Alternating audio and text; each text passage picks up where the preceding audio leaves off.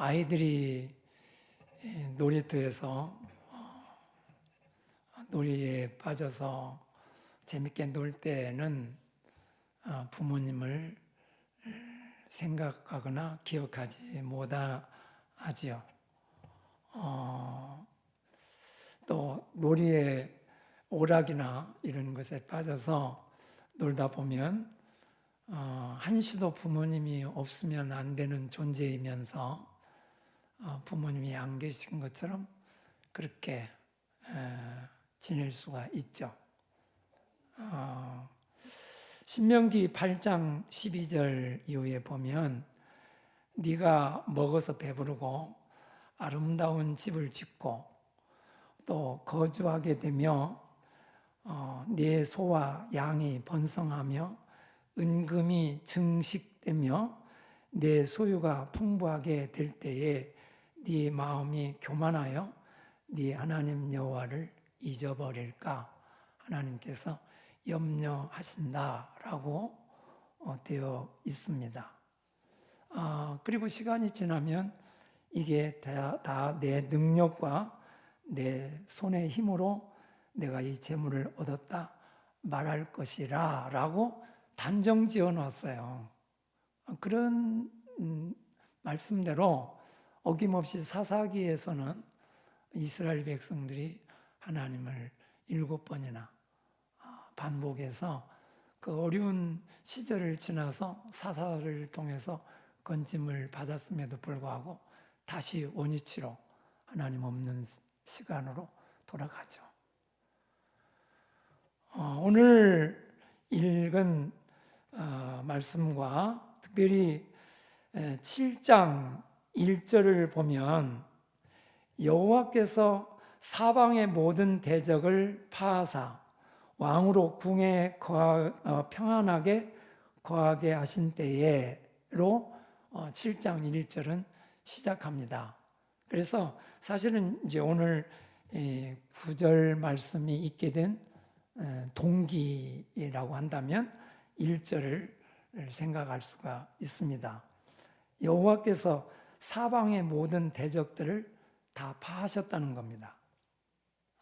그러니까 이제 다른 나라가 쳐들어올 염려가 없기 때문에 왕으로서 더 이상 걱정할 게 없는, 두려워할 게 없는 평안하게 왕궁에 거하게 하신 때에 라고 되어 있습니다.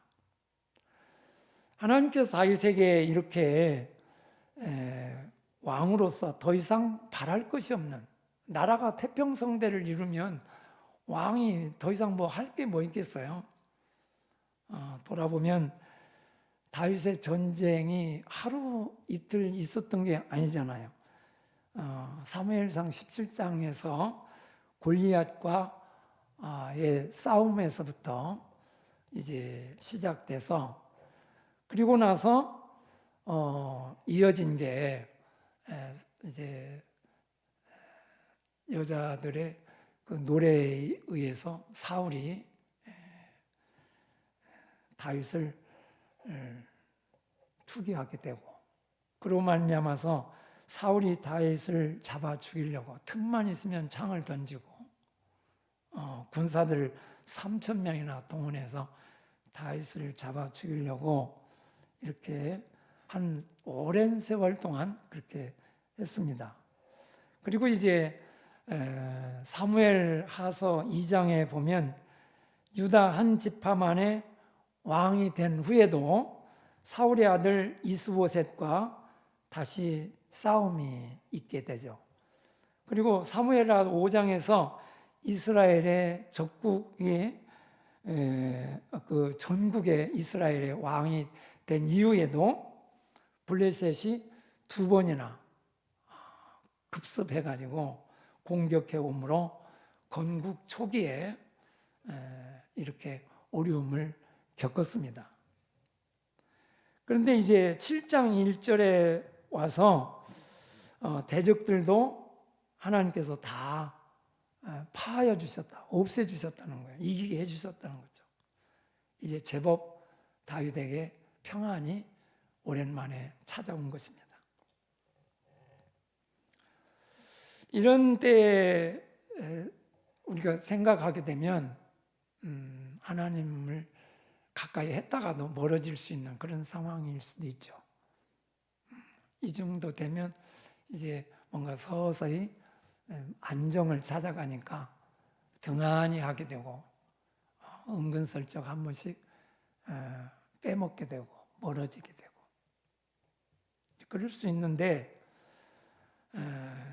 갑자기 다윗이 하나님의 성전을 지을 생각을 하게 되는 거죠.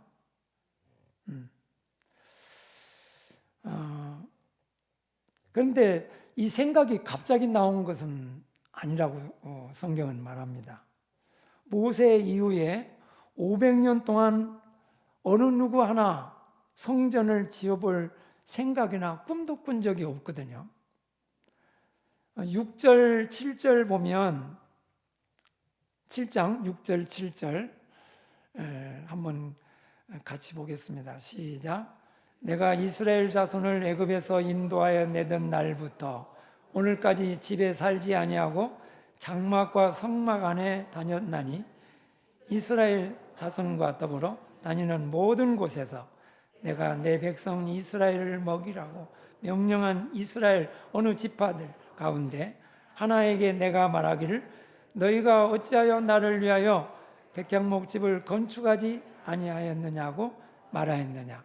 한 번도 하나님께서 이렇게 왜 성전을 안 짓냐 이렇게 말해 보신 적이 없다는 거예요.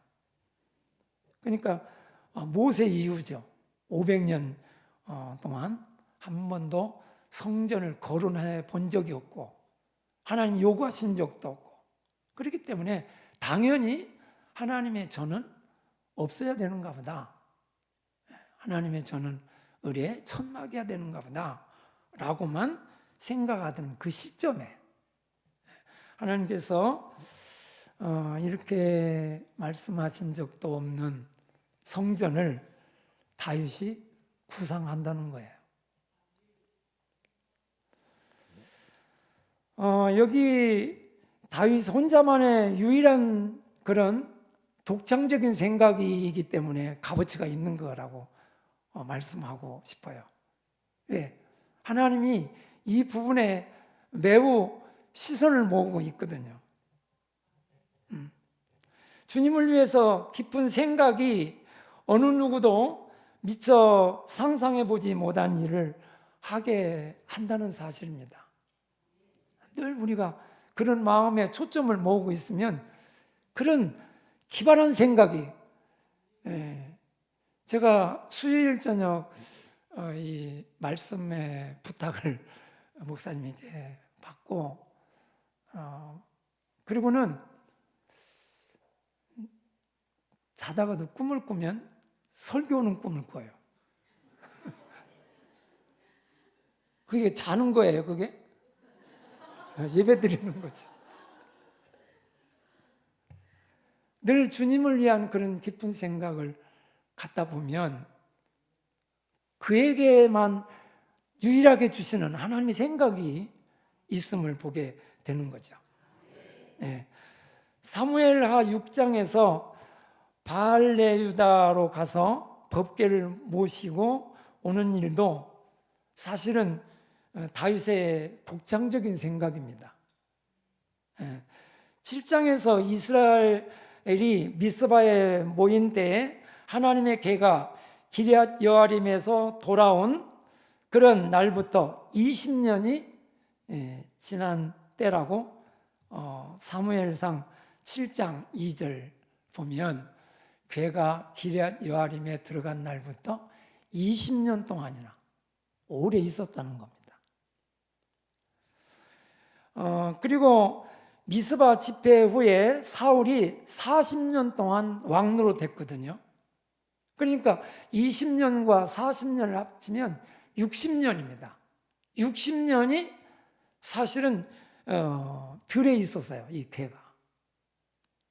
그런데 이 괴를 다윗이 찾아서 다윗성으로 모셔올 생각을 한 거거든요.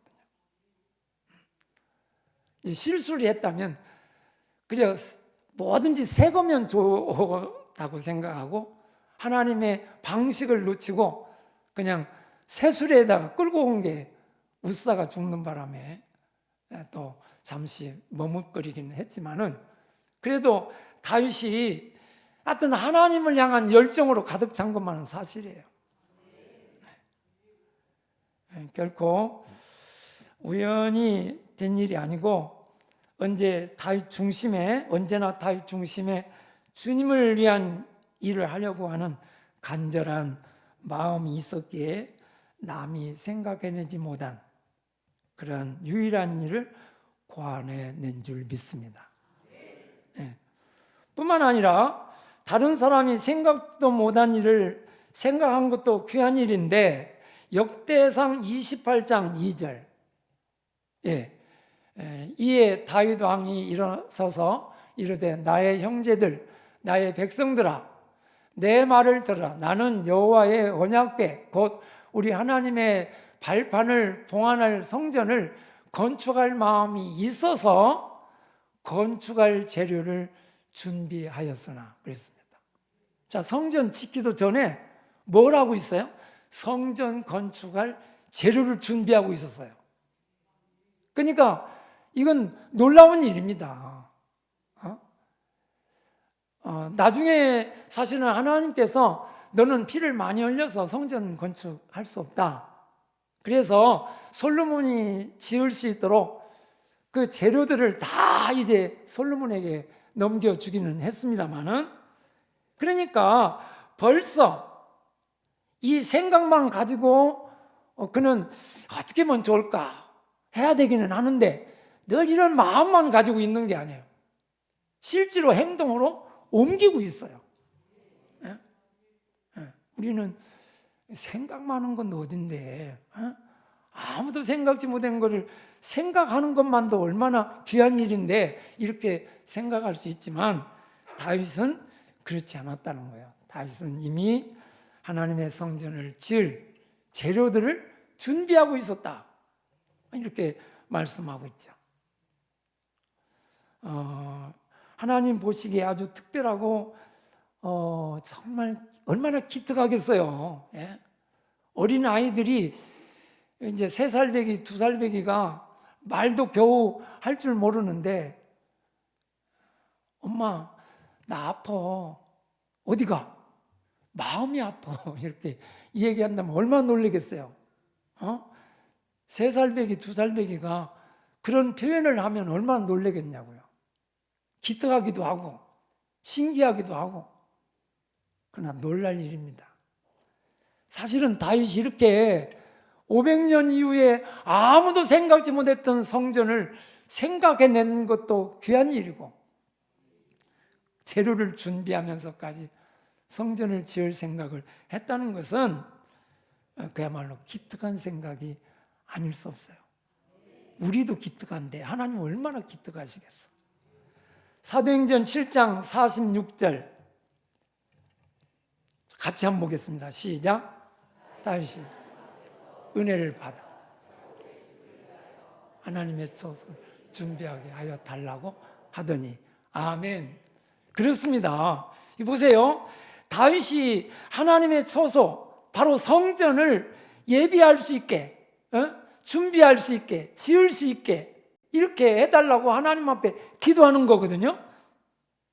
그런데 이렇게 기도할 수 있었던 이런 기발한 생각을 할 수 있었던 것 그냥 된 거 아니잖아요. 여기 성경에 보니까 하나님 앞에서 은혜를 받아 그랬습니다. 은혜 받아야 가능한 거예요. 여러분 가만히 생각해 보면 목회자 입장에서 보면 참 주일날 예배 구별해서 하나님 앞에 예배 드리는 모습 볼 때 얼마나 귀해요. 거기다가 또 가지 않고 기다렸다가 또 찬양 예배 드리는 모습을 보면 얼마나 귀하겠어요. 네. 어떤 분은 식사만 하고 가는 분도 있어요. 또. 그런데 이 오후에 또 예배를 드리죠. 수요일 예배 얼마나 귀합니까? 거기다가 금요 철야 기도회 한마디 더 붙인다면 새벽기도까지. 근데요, 참 은혜를 갈망하고 사모하고 하면 하나님이 주시지 않겠어요? 더 주시고 싶죠. 우리가 이런 기발한 하나님의 은혜를 깨닫고 하나님의 일을 생각해낸다는 것은 은혜를 받아야, 은혜가 임하여야 가능하다는 것을 다윗이 고백하고 있는 거예요. 어떻게 이런 기가 막힌 생각을 해낼 수 있을까? 은혜를 받아서 가능했다는 거예요. 이렇게 하나님을 위해서 유일한 생각을 실천을 옮길 때 하나님께서 물론 그 많은 일도 있겠지만은 가능한 하나님의 역사 가운데 우리는 생각해 보죠. 하나님께서 다윗을 그 많은 일 가운데 마음에 들고 마음에 합당하지만 그런 일 가운데 하나님께서 다윗을 해주고 싶은, 다윗을 위해서 해주고 싶어하는 일들이 있었다는 거예요. 자, 오늘 그 말씀이 9절 말씀에 있어요. 네가 가는 모든 곳에서. 이 말씀을 매번 되새겨 읽으니까 그렇게 은혜가 될 수 없어요. 네가 가는, 지금 오늘 또 우리는 가고 또 가고 계속 가잖아요. 이제 주님 오실 때까지 가는 길이에요. 그 길을 가는 모든 곳에서, 그 가는 모든 한순간도 떼놓지 않고 그 모든 영역에서, 직선이라는 게 다른 게 아니잖아요. 점들로 이어졌잖아요. 순간순간이라고 하는 점들로 이어져서 길이가 된 거 아니에요. 그런 것처럼 하나님이 내가 가는 모든 길에, 모든 곳에서 그렇게 하나님께서 다윗에게 시작하고 있어요. 그 내용 중에 첫째가 뭐냐면 함께입니다. 함께. 그냥 갈 수도 있잖아요. 그런데 이 모든 길에서, 모든 가는 곳에서 하나님이 함께라고 하는 단어를 사용하고 있는 거예요. 예레미야서 32장 40절. 내가 그들에게 복을 주기 위하여 그들을 떠나지 아니하리라. 자, 이 말씀은 함께 하신다는 거예요. 함께 하실 때 뭐 하시고 계신다는 거예요? 복을 주기 위해서. 내가 그들에게 복을 주기 위해서 떠나지 않겠다는 거예요. 그 말은 함께 하시겠다는 뜻 아니겠습니까? 그 함께 하시는 이유가 복이라는 거야죠.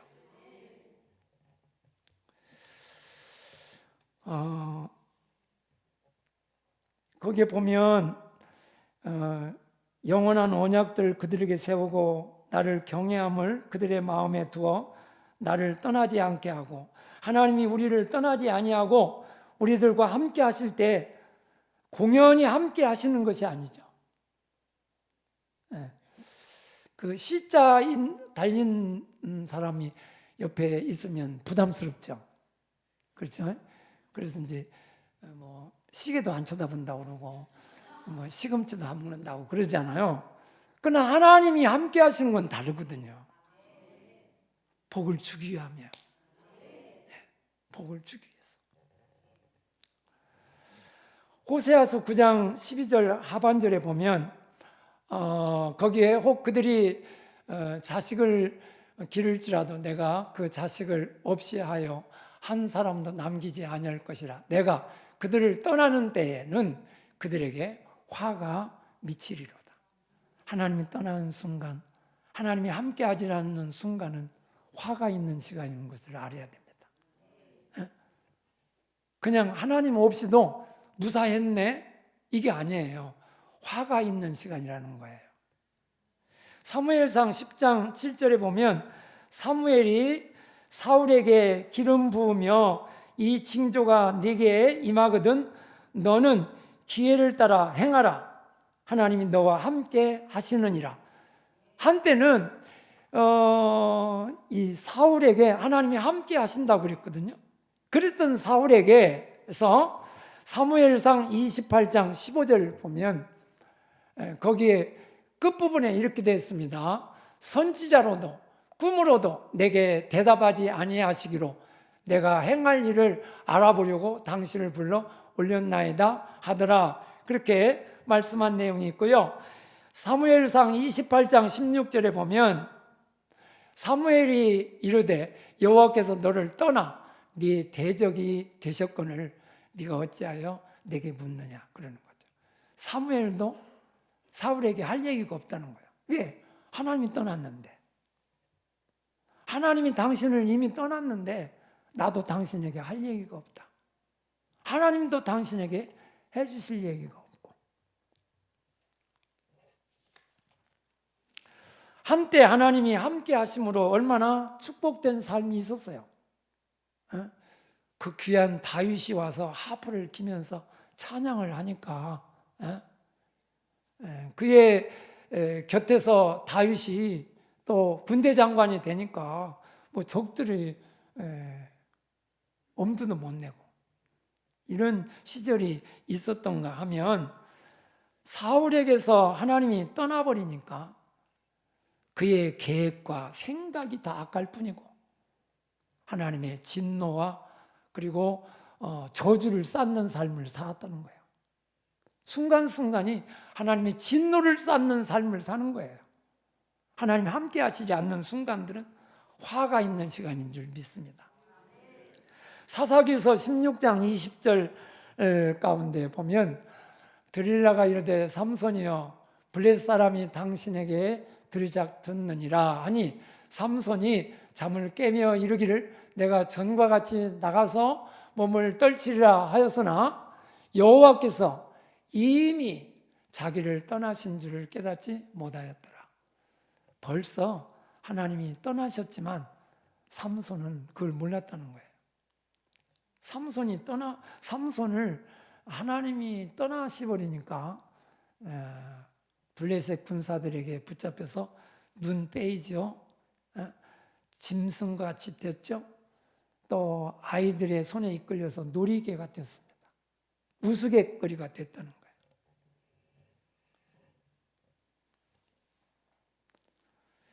하나님의 함께 하심이 아니면 그건 화가 있는 시간인 줄 믿습니다. 그렇습니다.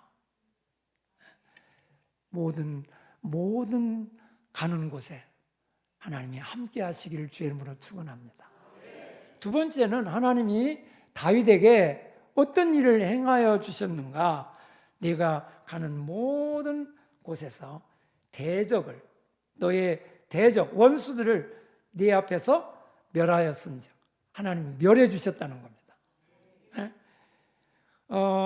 하나님이 대적을 파하여 주셨고 11절에도 말씀합니다. 11절에 보면 전에 내가 사사에게 명령하여 내 백성 이스라엘을 다스리던 때와 같지 아니하게 하고 너를 모든 원수에게서 벗어나 편히 쉬게 하리라. 아멘.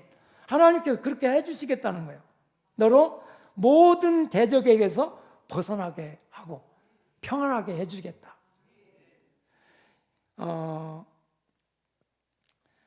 역대상 17장 10절 보면 하나님께서 다윗의 모든 대적으로 다윗에게 복종하게 하시리라. 복종. 다윗에게 이제 복종자가 되게 하겠다는 거예요. 원수들이 다윗 앞에 와서 수종 드는 사람들이 되게 하겠다는 거예요. 그게 다윗 앞에 모든 대적을 대적이라고 생각하는 것이 있으면 우리는 세상 것만 생각하잖아요. 마귀도 이기게 하실 줄 믿습니다. 마귀는 우리 상대가 아니거든요. 우리하고 정면으로 하면 마귀에게 이길 사람이 없어요. 그렇지만 하나님이 나의 가는 모든 길에서 대적을 마귀도 이기게 하실 줄 믿습니다. 그렇습니다. 세 번째는 네가 가는 모든 곳에서 7장 21절입니다. 7장 21절 주의 말씀으로 말미암아 주의 뜻대로 이 모든 큰 일을 행하사 주의 종에게 알게 하셨나이다. 하나님이 큰 일을 행하셨음을 다윗으로 알게 해주셨다는 거예요. 지금 모든 가는 곳에서 하나님이 큰 일을 행하여 주셨다는 겁니다. 역대상 17장 19절에 보면 여호와여 주께서 주의 종을 위하여 주의 뜻대로 이 모든 큰 일을 행하사 이 모든 큰 일을 알게 하셨나이다. 네. 하나님께서 큰 일을 한 가지만 하셔도 놀라운 사건이 벌어지죠. 시편 126편 2절 3절 보면 우리 한번 같이 보겠습니다. 시작. 그때 우리 입에는 웃음이 가득하고 우리 혀에는 찬양이 찼다. 그때 온 나라 가운데서 말하기를 여호와께서 그들을 위하여 큰 일을 행하셨다 하였도다.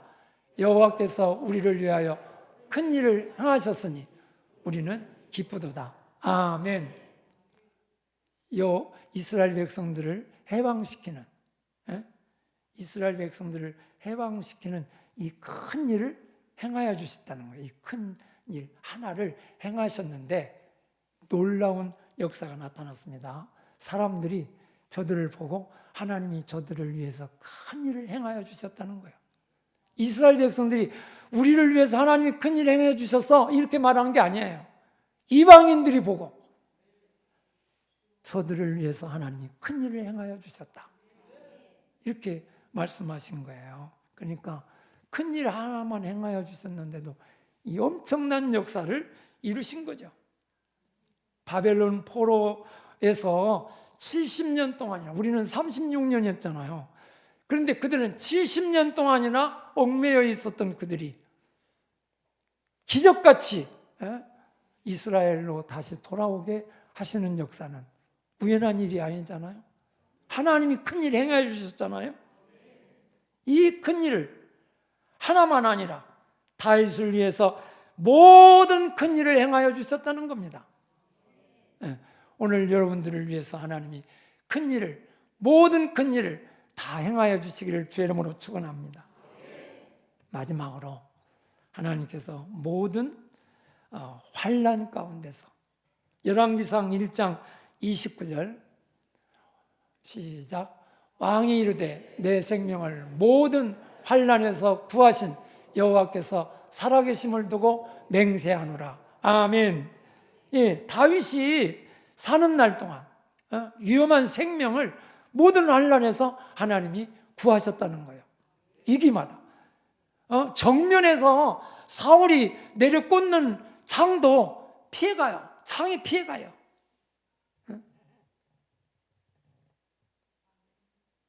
여호와께서 모든 환난에서 다윗을 구하여 주신 줄 믿습니다.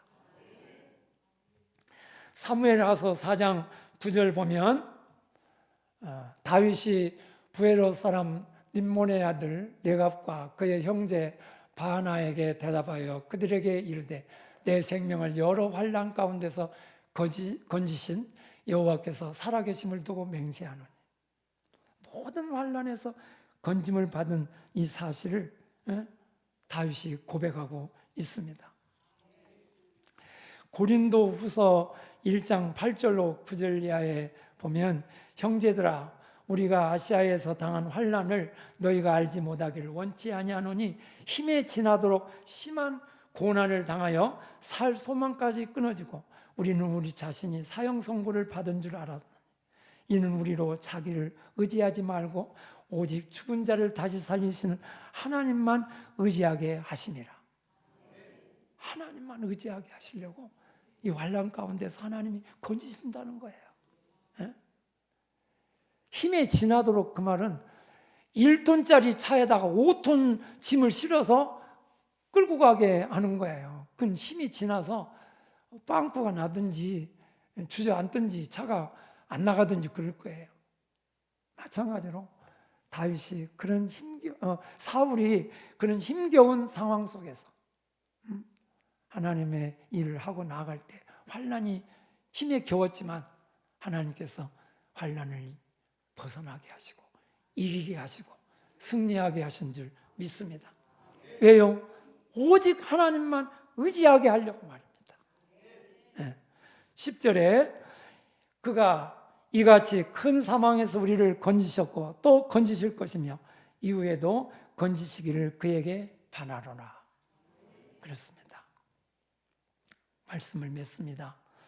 다윗의 특별하고 기특하고 독창적인 생각과 건축 자재를 많이 준비하는 그런 실천으로 하나님께서도 그의 가는 길에 모든으로 함께 하심과 대적을 물리쳐 주심과 큰 일들을 행하여 주심과 환난들에서 건져 주심을 우리는 보았습니다.